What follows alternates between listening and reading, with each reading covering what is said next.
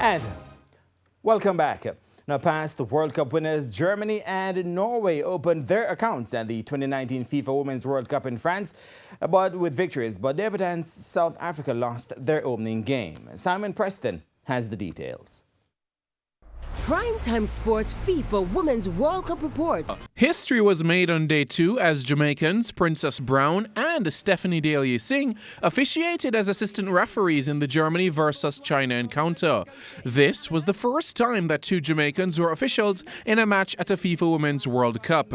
After a nervy first half, the Germans came out of their shells in the second and got their reward in the 66th minute thanks to 19-year-old midfielder Julia Gwynn. The win extended Germany's unbeaten run in the group stages of the World Cup to 17. Spain made it a hat-trick of wins for European teams at the World Cup after getting by debutants South Africa 3-1. Banyana opened the scoring in the first half but lost steam in the second, and Spain moved to the top of Group B. In the last game of the day, 1995 World Cup winners Norway brushed aside African champions Nigeria 3-0. The competition continues on Sunday with 3 games. Simon Preston reporting for TVJ Sports.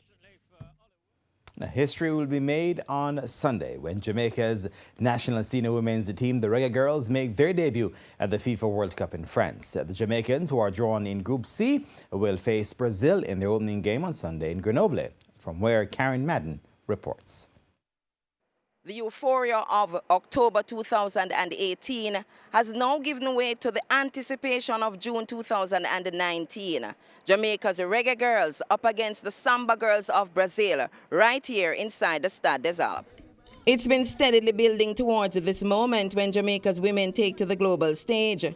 But with hours to go before kickoff, word has come that the legendary martyr of Brazil will not lead her country to face the Jamaicans.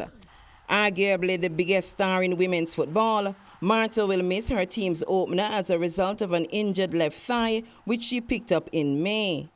But the absence of the 33-year-old, as well as a string of defeats suffered by Brazil, are not things that Jamaica's head coach Hugh Menzies are comforted by.